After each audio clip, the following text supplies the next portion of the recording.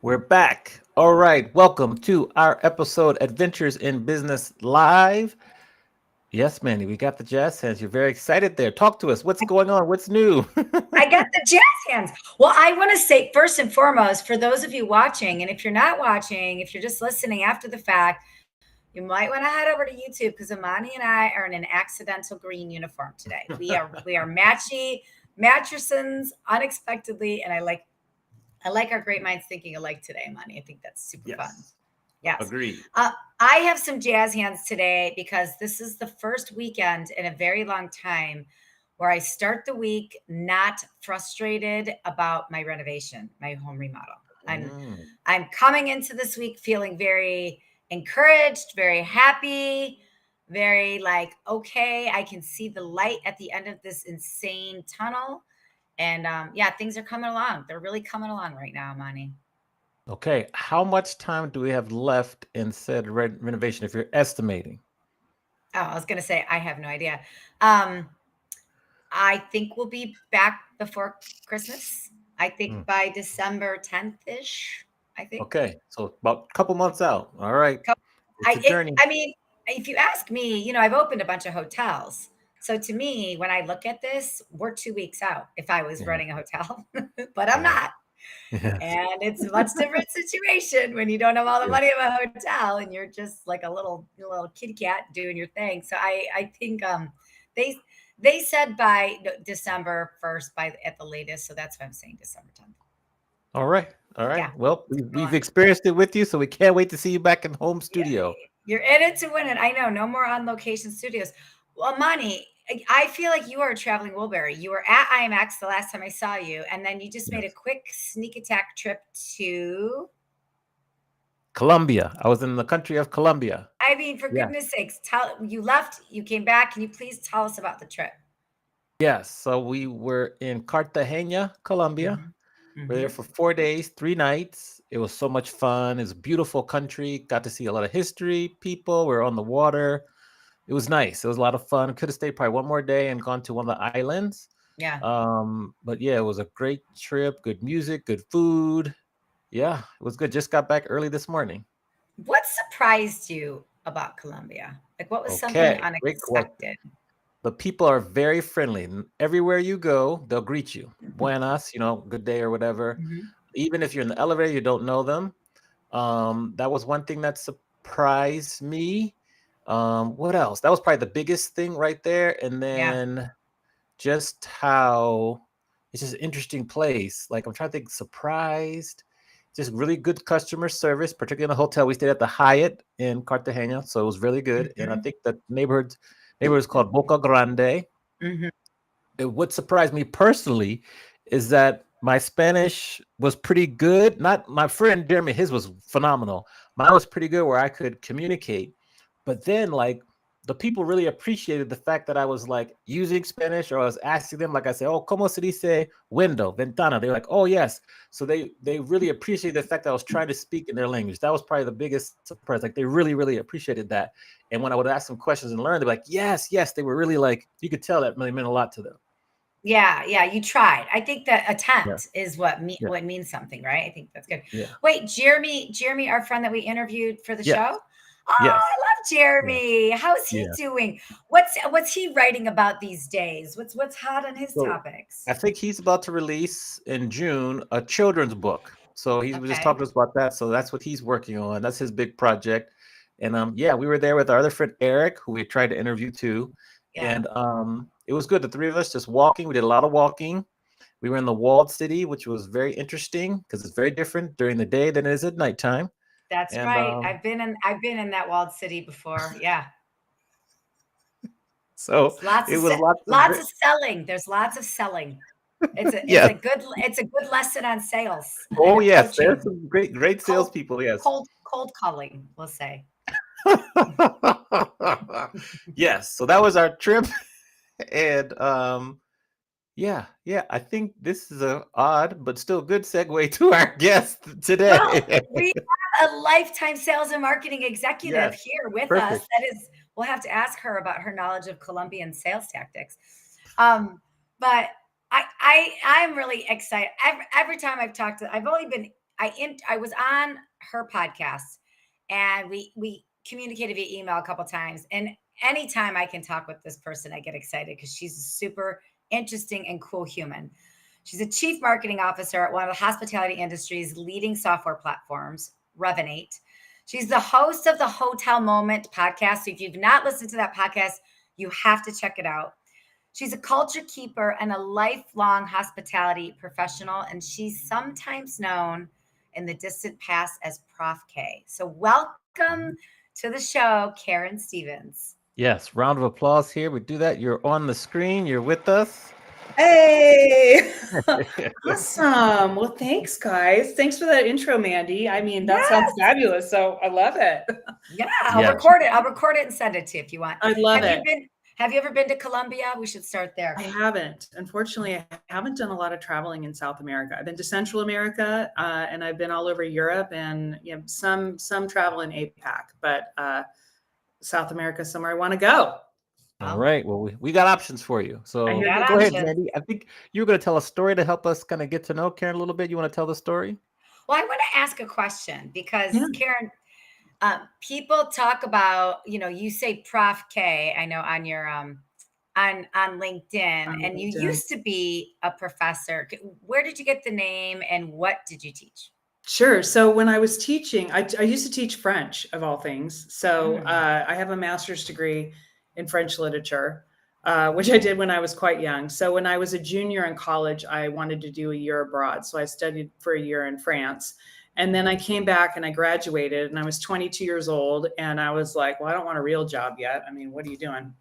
So I went back in and got a graduate degree at San Diego State. So down where you are, Mandy, right? Yep. And then after that, I taught part-time at Sacramento City College and Sacramento State. So I was an adjunct professor for a few years, which was awesome, but unfortunately not really good for the income. I was making about $10,000 a year Yeah, it's teaching all full about time. love.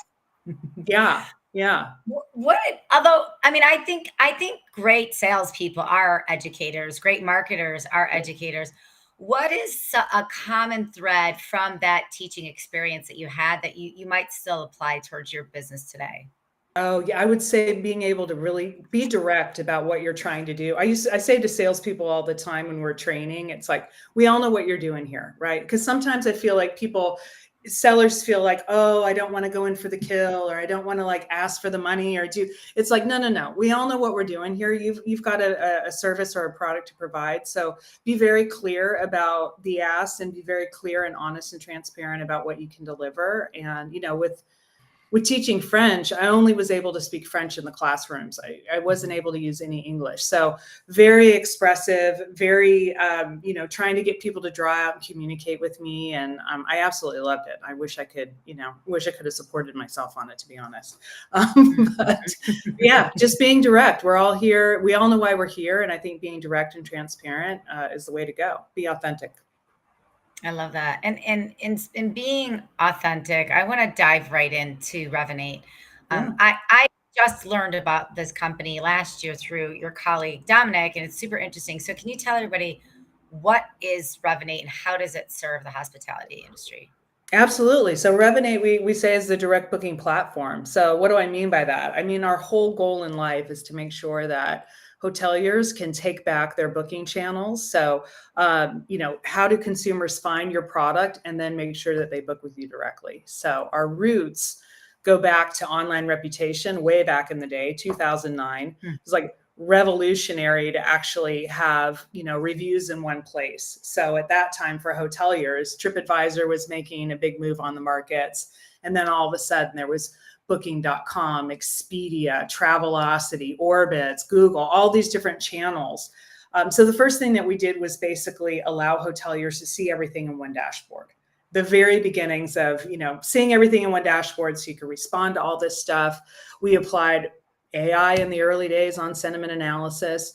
But even back then we were talking about, hey, the way to get direct bookings is to use that, that marketing speak, what people love about your hotel, what you can understand about why they're booking at your competitors, and use that to your advantage. So, job one is just making sure your reputation's online. But then over the years, we evolved. So we got into the guest feedback space. So that would be like structured content with surveys. And then we launched an email marketing CRM shortly after that. So I would say kind of 2015, 2016. And that's when we really started it. How do you go through your database, find the people who already love your property, use that to personalize communication so that they book with you direct. Another good example would be, a lot of people might come into your hotel the first time on a Booking.com or from Expedia. How do you capture that data and make sure that the next time that they come, they book direct with you, right? Yeah. And then Dominic, who's one of our top sales guys, he came to us through an acquisition of Navis, who a lot of people, if you know Navis, you love Navis, who had reservation call software. So that is really a direct booking platform. And that what we'd love to say is that, hey, the stay for the guest starts the minute they make that reservation. So they call into one of our reservation agents, either on property. We also have an overflow service. But the more that reservation agent understands about the guest, the better they're going to be able to do to convert that guest, not only for the booking, but everything else, spa, restaurant, anything else that you need. So now it's a fully integrated platform, really cool. And we're just evolving from there. That was a long answer, but hopefully that helps. No, I love it because the answer gave me like 14 follow-up questions. Amani, I won't ask all 14, I promise, but I am going to ask one. Yeah. Who is not using you right now that you wish you would? Now, and it doesn't have to be the name of a company, but like who isn't using you that you think should be using you? Yeah, so I would have to say, especially in North America, we're pretty well penetrated when you talk about small to mid-sized groups, independents, all the most beautiful independents. If you could name them, they're on our platform. I would say where we're breaking into would be the enterprise brands. So we've made some headway there with a few brands, but there's, if you look at the North American market, what do we got? 75 to 80% of this market. And when I say enterprise brands, I'm talking about Hilton, Marriott, IHG, Accor, et cetera. So we have some news coming out soon. I can't talk about yet, but that is really, especially in North America, kind of the last frontier for us. Awesome. Now, that's great. That's good to know. You used to work for Travelocity. Yeah. And now you're attempting to, I don't want to say circumvent, but you want to get people off of Travelocity-like services to book direct. Why the switch? It's so fascinating. Yeah, it was really fun to be able to come over to this side of the house. I spent, first of all, Travelocity was a great company. And Yeah. I loved my experience there. I worked in the United States and also in London for their brand called lastminute.com. So that was awesome. And I think coming over to the technology side of the house, the advantage there is we can understand, hey, where can we where can we fill the gaps for the hotel? So what do I mean by that? You're always going to need an OTA unless you're a big branded bot, unless you're part of a network where, okay, I'm a Hilton in the middle of Chicago. People can probably find you without an OTA, right? But if you're one of these cool independent properties or a mid-sized group and you're out in the middle of anywhere, Austria, you're going to need those OTAs to help you, what we call the billboard effect, right? So the first time that they book, they're going to come in from an OTA. And then where Revinate can help is once you're on property, now, how do I make you my guest? How do I make sure that all the experiences going forward can be through the tech, through our technology directly with the hotel? So I think that they work hand in hand. Now things are evolving pretty quickly. So I think in 6 months and in a year, things are going to be very different. And what I mean by that is now with AI and with our ability to really see, throughout the entire booking funnel, where folks are coming from, what their preferences are, all of those things. Search has changed dramatically just in the last 6 months. So it'll be interesting to see how OTAs evolve. But I think, hoteliers need to be thinking, especially now with AI, how do I get ahead of it? And what do I mean by that is that how do I make sure that my content and what I own is the single source for all of these search engines, for everything else that's going on out there? And that's the challenge. Now, with this era that we're in terms of marketing, what are some trends specific to marketing that you're observing and watching, trying to stay ahead of in terms of Revinate?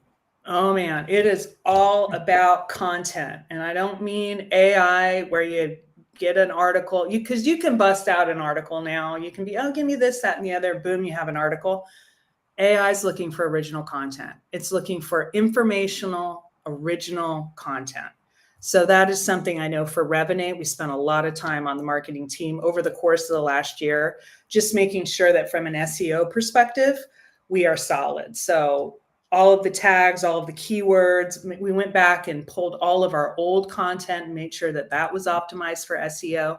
And we're just always really mindful that everything that we write is something that's going to be picked up by the bots in terms of educational content. So thought leadership and real authority there. So it's not something you can just spin up overnight. And it's definitely not something you want to use just for AI. So a shout out to all the content writers out there. I think your job is really safe. Because good original content is hard to find, right? It's really hard to find. Since your time at Revinate, and I'll say besides AI, because AI is probably the easiest answer, what have been some other technological advances that have really been your favorite? Wow. What am I favorite? So within Revinate or within the industry overall? Both. Like within the industry. Yeah, within the industry and within Revinate. Okay. So, oh gosh, it's hard because it's like AI is the big thing. I know, that's why I said without yeah, AI. yeah. Well, I think personalization is something we certainly talk about it all the time now, but that's not something we were talking about that much a few years ago, and it's really actually hilarious when we made the change from, call it guest feedback, to an email marketing CRM. I mean, we didn't have anybody at Revinate that knew anything about that space. It was pretty hilarious, actually, because we were like, oh, what do we do here? So we hired a bunch of folks who had that expertise. I mean, one thing we like to say is we're built by hoteliers for hoteliers. So that was really key to making sure that we were able to serve that part of the market. But I think personalization has really come along. It's something that we talk about all the time. Now, to be able to do that, you have to be able to understand the data, and you have to understand, I think the next big advancement that occurred for Revinate that we're improving on all the time is what we call identity resolution, or we've also called it advanced profile synthesis. So historically in hotels or actually, I think for email marketing at large, merging and deduping profiles has always been pretty basic. It's first name, last name, and email. And that's kind of table stakes for a lot of platforms out there. And Revinate, even, it's been at least 5 years. We did a much more machine learning way of understanding, who is Amani? Is this the right email address? How can I match it with phone numbers? How can I correct for spelling mistakes? If somebody says Mandy with a Y instead of with an I, is that the same person? So it's kind of those things paired together. So we were, if you want to really have an accurate view of the guest, you got to make sure you're looking at the right person holistically. Right. So Yeah. And now everybody talks about personalization, but it's hard to do. It's really hard to do. Yeah. Okay. I mean, Mandy, I got 5, 10, 15 follow-up questions too, but I'll serve the ball back to love you. it, you guys. This is great. I know. We're fun. We play a little pickleball. I want to switch gears. I want to talk about your podcast. Yeah. So you have a great podcast called The Hotel Moment. You interview key leaders in the hospitality industry on all sides, which Right. I think, and I think because I'm coming off of IMEX where I was at Future Leader Forums, and it's like these fresh students who they just think hospitality, you work in a hotel. Like they don't realize all of the spider webs and legs of hospitality. And you have all of the spider legs and webs of hospitality and just interesting technology people on your podcast. So tell us a little bit about The Hotel Moment. And then I have a follow-up question to that too. Sure, absolutely. So first of all, I got to give a shout out to my team, because without the team, it would not even be possible. So 2 women we want to shout out. One is Sanjana Shapali, who is our VP of brand marketing. So Sanjana came to us through an acquisition of a company called Go Moment in December of 2021. And the podcast actually started during COVID with Go Moment, where they were just they were like, okay, everybody shut down. So like, what do we do here? So there was that's how it started, was just to be informational and conversational. And at the time I was chief revenue officer. So I was running the sales team. And I think I did like an internal company meeting. It was something internal where I got up and, spazzed out or whatever I did. And she pinged me and she was like, we got to get you on the podcast. And at first I was like, I hate this idea. Are you kidding me? Like, I don't want to do this. This is going to be awful. Who wants to listen to me? Blah, blah, blah. But she was very insistent. As I always say to her, gosh, it just drives me crazy because she makes me do stuff. And then she's right. So I was going to say, she's always right. I've only met her once, and I would say yes to anything she asks. You should just say yes. I'm like, just say yes. It just saves everybody time. No, so she was really the genesis of it and has carried it through. And she's just great about writing to people. She's been working in hospitality for a while. So I have to say, getting those initial first few guests, that's really what gets the momentum going. So we started out with Noreen Henry, who's a very good friend of mine. She's the CRO at Sojourn now, but she was my boss at Travelocity. So she was really cool to be my first guest. And then from there, we were able to start really building credibility. So now, thanks, Mandy. Yeah, if you look at the page, and you've been on it as well, which is great, but you can see you're part of a really great group of people. So it's a lot of CEOs, a lot of technology professionals. It's very cool. The other woman who I have to give a shout out to is Brenna Turpin. And Brenna was, fresh-faced right out of college, started it as an intern for Navis. And now she's one of our, content contributors, but she does, the scripts, she does pre-interviews. And then she's also we do these cool, every other week, Brenna will get on for 6 or 7 minutes and do a little cameo about something, direct booking or personalization or something. So anyway, those two, without those, there would be no podcast. I literally roll up and, I do some research on the guest, and then I just start asking questions. So that's the easy part. So good to have a great team, and they get it. It's a great show. The graphics are great. It's very fine. Oh yeah, graphic designer too. Sorry, we do have Simon Meredith. We got to give him a shout out for the graphics, and then we've got our podcast team is called Fame, which is the production company. So yeah, let's give everybody credit. But we are number 3 now for Apple Podcasts in hotel technology. I know. Yeah, awesome. Very good. Hold on. For that, we give this. Yeah. Oh yes, Amani, claps. Let's do it. I want to hear, when you interview guests, even though the guests are across, different disciplines, but mostly in hospitality, what is a common thread that you see with guests? Like a common thing, a common answer to a question, or a common trend that you see among your guests? So the thing I probably love the most is, as you mentioned, I'm interviewing a lot of times C-level. These are folks who've been in the industry for a long time. But a lot of them started front desk. Yeah. They started in operations. Yeah. They started as a valet, So they've seen the inside and they understand deeply how a hotel functions from that perspective. So I would say that would be number one. which is really cool too, because hopefully we have younger people who are thinking about, what do I want to do with my career? And it's not always linear, right? Like it's never linear, actually. Never. When is it so get something you like to do and get in there. But then it's really, how much are you like networking and paying attention and thinking about what really moves the needle for you? And you talk to some of these people and you're like, wow, this is amazing how they kind of weave that path. So that's one thing. The other thing, and I mean, it's kind of duh, because you're talking to hospitality people, but how much they love really truly delivering on a guest experience, like how really important that is. It's not just, because you think, oh, you're in hotels, but being in hospitality is not easy.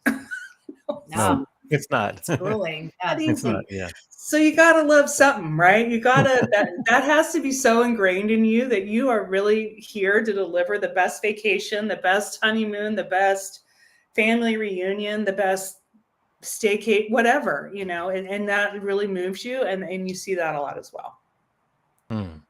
So I want to actually, that was one of my follow-up questions. I teach a lot of students about to graduate and come into the world. Some of them go to entertainment, some of them go into hospitality.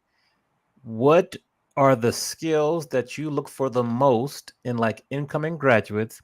And what skills do you feel that people should definitely have as they want to work for a company like yours, like Revinate? Ooh, wow. Well, I know that the topic of this thing is culture. So I'll say it, and I'll tell you what, when I look for culture, because often it's funny when someone is coming into an entry-level position or even a mid-level position, I have them interview the whole team and then they do me last, because for one thing, I think managers should choose their people. So I'm not going to come over the top. I want to make sure that the manager or the director knows who that person is. And then I always do the culture interview. So my favorite thing to look for, especially having been at Revinate as long as I have, like, one, how do you deal with ambiguity? If you're looking for a job where you like roll in and there's process and structure around everything, like, peace be with you, that's not our company. We've just never been like that. We've just never been like that. We always have a lot of things going on.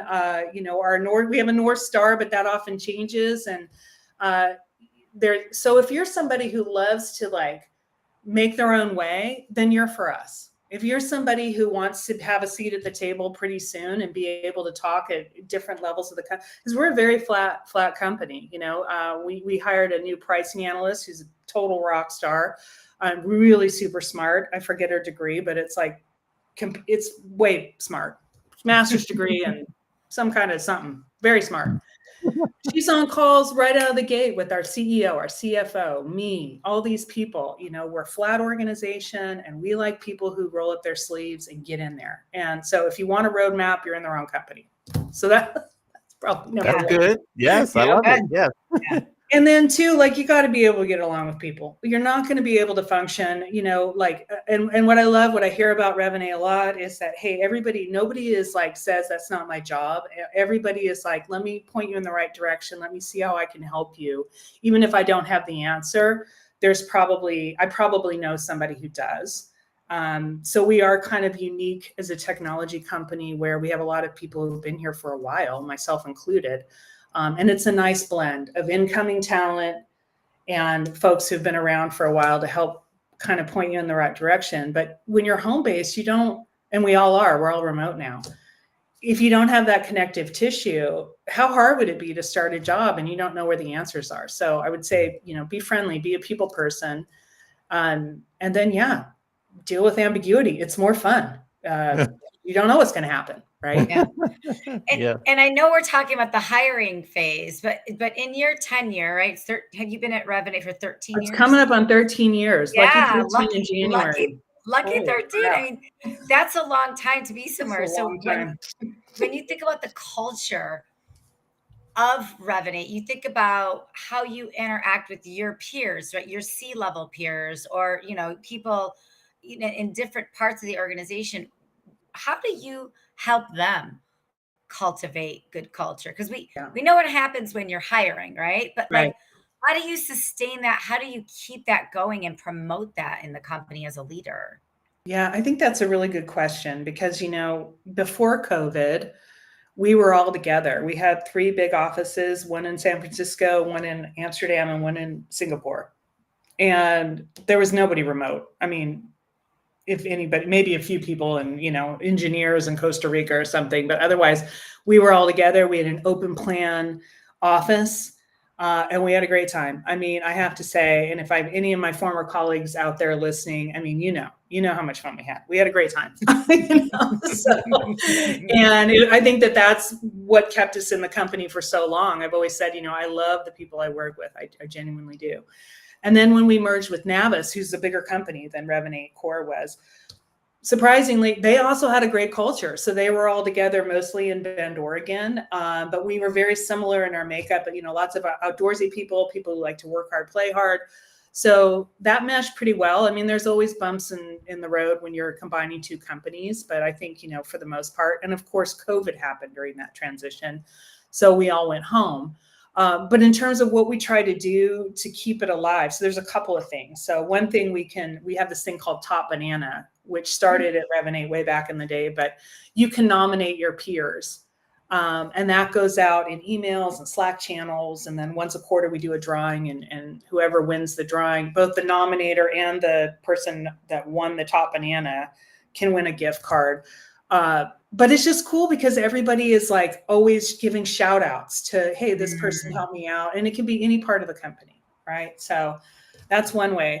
Another way is we have a Slack channel called Customer Love. And this one is my favorite channel. Whenever I'm like having a hard day, I'll go read my Customer Love channel where customers will write in and say something awesome about something on the board. It's really cool. So somebody will put the email with the customer on it. So that's there.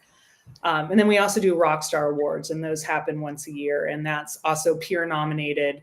And those are the big awards, thousands of dollars, trips, recognition for the whole year.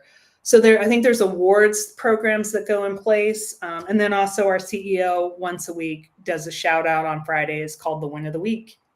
It goes out to the entire company. So it's just really reinforcing, cool employees, cool things that we're doing, trying to keep it positive. I guess, I don't know if that answers your question. I'm thinking about recognition, but. Yeah, no, it totally answers the question. And what I really like about, first of all, I love the names. I love Top Banana. I love Rockstar. I think that's a Customer Love. You're speaking my language.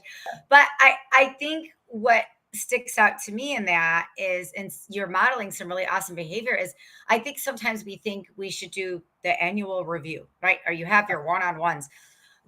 What you're doing encourages spontaneous recognition as it happens in the moment and making it very public. And I think that's important. And I think some companies do it. Some companies say they're going to do it, but like people actually doing it in multiple facets doesn't always happen. So I think that's really valuable. Yeah, I think what's so cool about it is kind of the groundswell from everybody at the company. So it is, it's not a fabricated nominate your top banana, people are doing this all the time. Yeah. So it's really cool. Yeah. Awesome. Since you are at a technology company, I'm always curious to know, what are your favorite apps to use?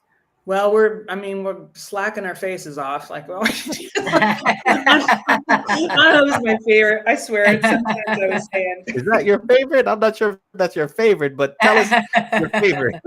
My most used, I'll say that. We have channel. You know how it is now. It's like you're coming in and you're like, oh my God, I got all these channels I'm getting mentioned on. I got people DMing me, and sometimes it's like you feel like you're getting poked on the shoulder all the time, like someone's tapping on the shoulder all the time. So yeah, we use a lot of Slack. And then of course we have, the marketing team we're a big Asana shop, just because we got to keep it all together. We have a small team and we have a lot of initiatives. So lots of Asana. Our technology team uses Jira. So we're in that a lot too.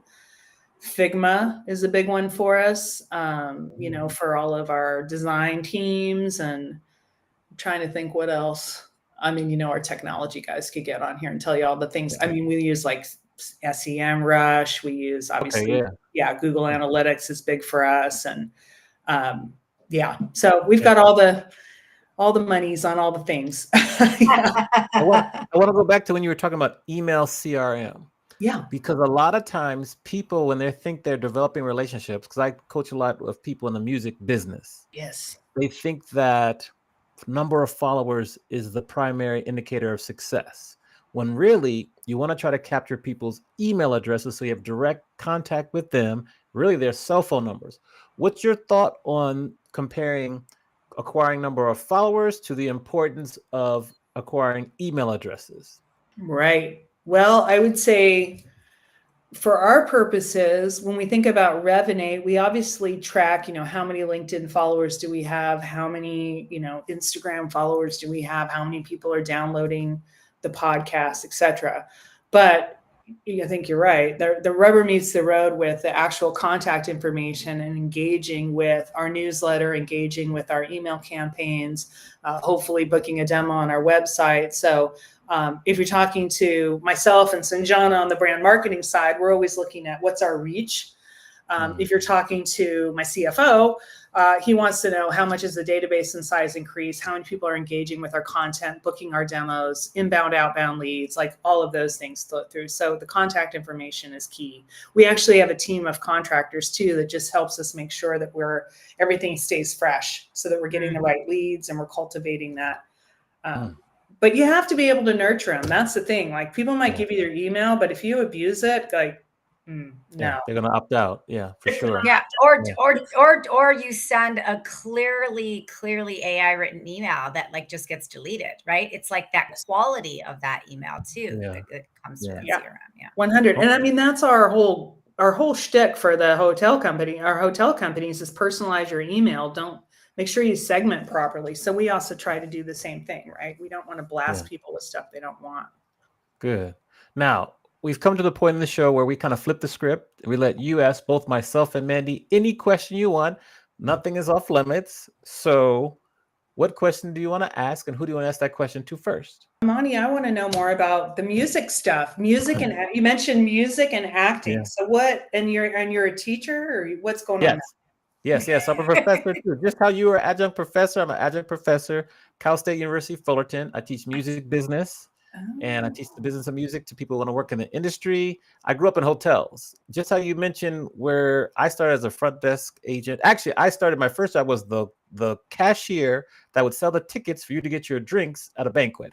I went from there to then front desk clerk, and then eventually I had bigger jobs. So that's where I started. But currently, like, I work a lot in music because I'm a professional DJ. So I teach music business. I wrote a book about music, 2 books. That's my world. That's what I do. I love that. You know what? Way back in the day, I was in a band when I was teaching at Sac City College in Sac State. I was a singer in an alternative rock band, Sacramento, California.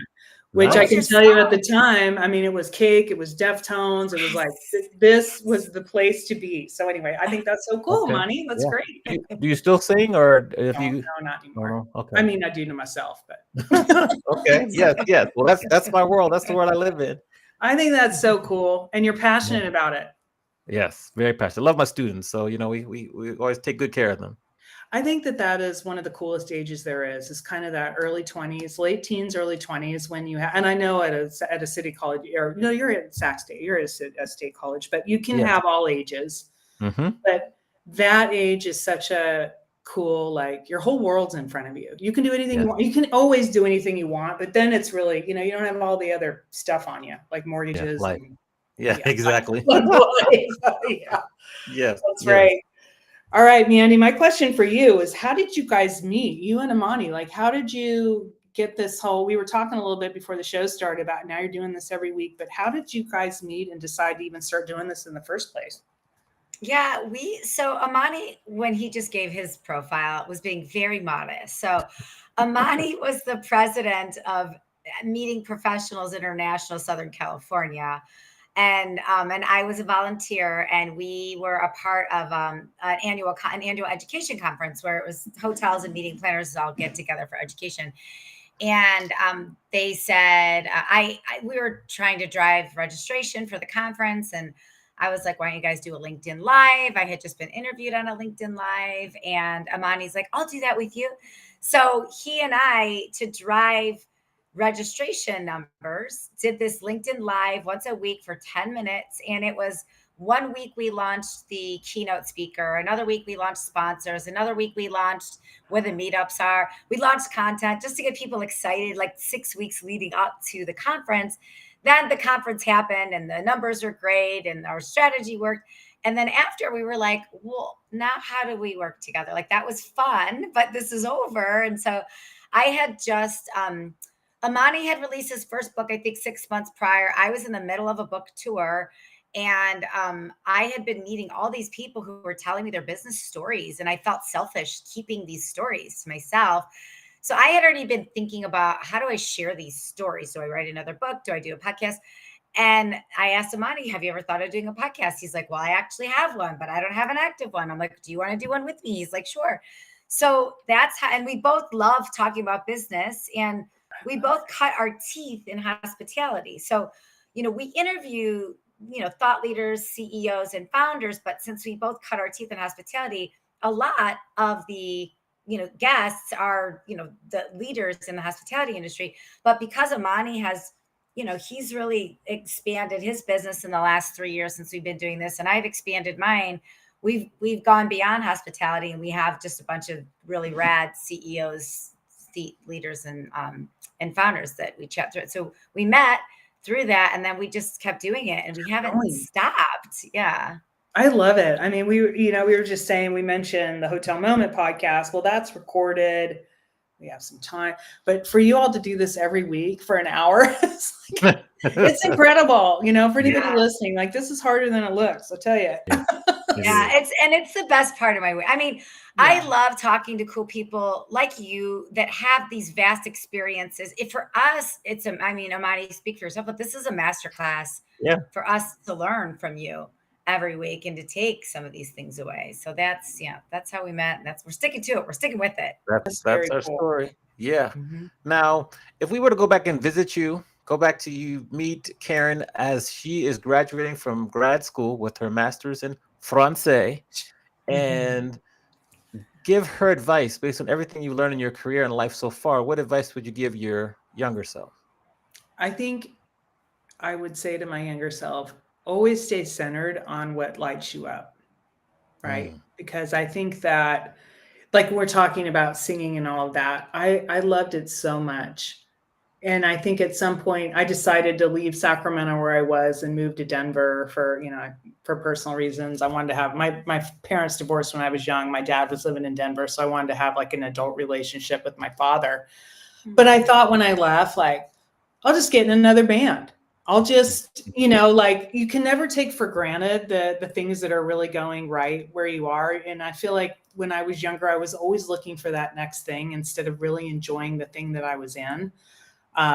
Some of my happiest days, I mentioned I was making $10,000 a year when I was a professor. You know what? I was really happy though. I was stoked. I was like in a band and teaching. So if I could go back and talk to the 26-year-old Karen again, I'd say, hey, enjoy this for as long as you can, because whatever you're putting on yourself that you need to go show up and do doesn't necessarily mean that you have to go show up and do it. And what I meant by that was I was like, oh, I gotta produce. I gotta do more. I gotta be more. Right. Yeah. I don't know if that makes sense, if that resonates. That makes perfect sense. Then my follow-up would be like, what is next for Revinate? What's coming on the horizon that you can share? I know there's some things, but where are you looking to get to in this world that is changing so fast when it comes to like technology, personalization, all those things? Yeah. So I think this is the challenge for just about all technology companies. But, for us, it's really maximizing what can be done with AI.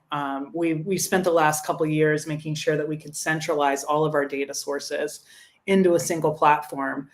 So that work has been done now. We've migrated all of our customers onto this platform, and now we're unlocking the value of that.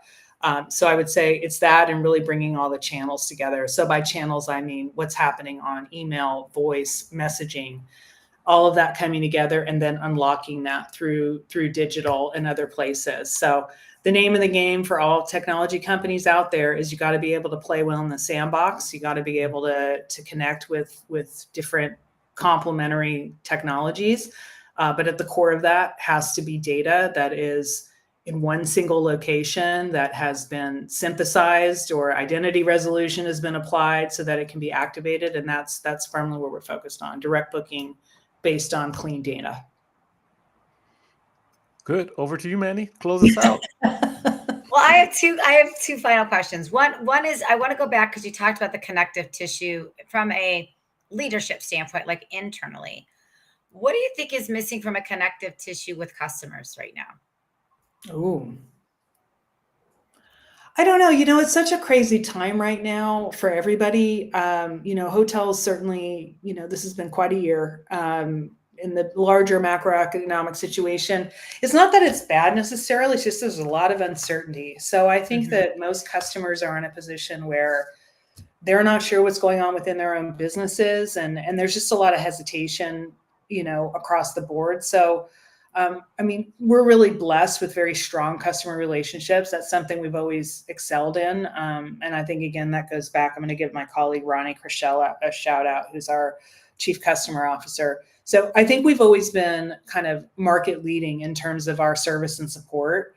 If there's anything missing, I think it's just making sure that, we're able to help our customers achieve their next level of success, making sure our platforms deliver what they need to deliver, making sure communications are solid. So that's probably it, because I think that a lot of folks are looking for more guidance, more surety right now. And no matter where you are on the political spectrum, no matter where you are in any place, it's all a little bit frantic right now. Yeah. The certainty about uncertainty is definitely a thing right now. What about you, as a human, as Karen, like what is next for you personally? Is there anything that you're working on, whether that's internally at Revinate that you're really proud of, or just personally as a human being? What are you working on? Yeah. So, one thing I'm definitely working on is, this is going to sound funny, but I want to get really strong. So I'm strength training with a women's collective. It's called EVO Collective. It's like a gym. It's a real small space gym with a personal trainer. They're in Sacramento if anybody's interested. But I'm all about building muscle right now. So, and the other thing that's cool about it is that I leave my house. I'm remote, so I'm like, at the end of the day, I gotta go train. So that's one thing. And then going back to the voice question, like I'm definitely, I've started taking voice lessons again just to start singing. I'm just singing to myself, like I said, but it goes back to like, what do you really love and what really moves you? Because like, you're not going to find it anywhere outside, right? You got to figure out what you want to do inside. And so for me, it's being strong so I can move my body and continue to ski and kayak and hike and all the stuff I love to do. And then singing just because it's fun. Oh my God, you're speaking my language. I'm into like crazy strength training right now too. I just want to do at least one chin up. I'm so with you on this. Isn't it great? It's so great. Like your body is so much more capable than we know, right? Yes. Like it just is. Okay, I lied. I have one last question. Okay. So now that we know how much singing you do and how you're back into voice lessons, what's one song that you belt out, like in the shower or where you're driving a car, even if your voice doesn't sound awesome, like a song you know all the words to, you just belt out? Oh gosh. Well, the one that I used to rely on all the time is Me and Bobby McGee, which is Janis Joplin. Yeah. I don't know if she wrote it, but just because it's easy to belt, the one I'm practicing that I wish I could know is one by Tori Amos called Sleeps with Butterflies, which is a beautiful song. Yeah. And then fun fact, we had a leadership offsite for Revinate a few years ago. And Bryson, our CEO, he loves Rush, by the way, that's his band. But he was talking about how a live performance, like when you get a band on stage and they're doing a live performance, it's not necessarily perfect. It's not like a recording studio where you can map everything out. Yeah. You got to prepare as musicians and know each other so well that when you get on stage to do the live performance, you just knock it out of the park, you crush it. And that was kind of his goals and aspirations for us as a leadership team. So when I got up to do my section, I actually pulled out one of my songs from back in the day and I did and sang over the top of it. And I mean, the faces of my colleagues was pretty hilarious. Oh my God, they were just like, oh my God. Yes, hilarious in a good way. Hilarious in a good way. Yes. And brave. I think like you said an example of like, I don't know how this is going to go, but I am strong and brave enough to do this in front of you and just deal with it. And the synchronicity of a team. I love that message. Yeah. That's really cool. It's really cool. Yeah. And if you know you're a rock star, you know you're a rock star. You know That's what I right. mean? Yeah.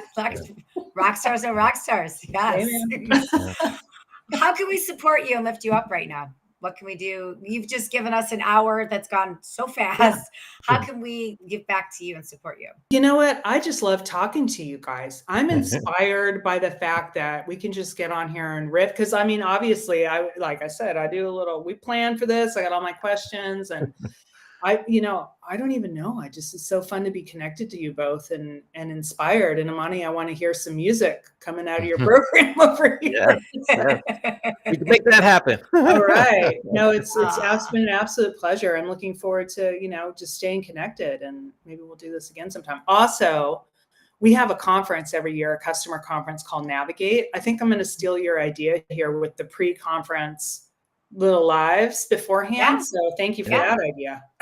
Yeah, no problem. And we've done that for other people's conferences too. So if you have any questions on leading up to it, we're happy to help you too. Yeah, it's fun. It's fun to do. Steal it. It is easy, but steal it. It gets people excited. I love it. We can be a resource for you. Awesome. Mm-hmm. Well, we appreciate you spending your time and giving your expertise and answering so many questions about tech that I have more to list here, but we'll get to that the next time. So we just say thank you. We'll make sure that we keep in touch. We're going to put you in the green room after a round of applause. So just hold tight there once you get there. So once again, round of applause for Karen Stevens. Thank you very much. Thank you, guys. Thank you, Karen. It's so good to see you.